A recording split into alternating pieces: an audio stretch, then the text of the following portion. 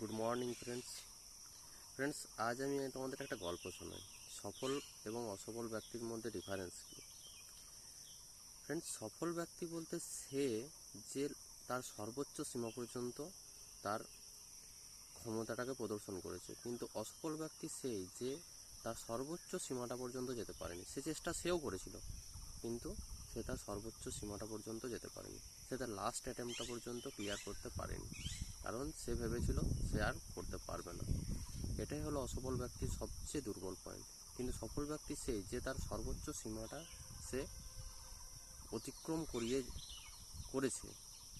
কারণ সফল তারাই হয় যারা তাদের শেষ সীমা পর্যন্ত যেতে পারে। তাই বলবো যে সবসময় তুমি তোমার বেস্ট দিয়ে যাও এবং শেষ পর্যন্ত করে যাও, কারণ তুমি তোমার গোল অ্যাচিভমেন্ট না করা পর্যন্ত তুমি থেমে যাবে না।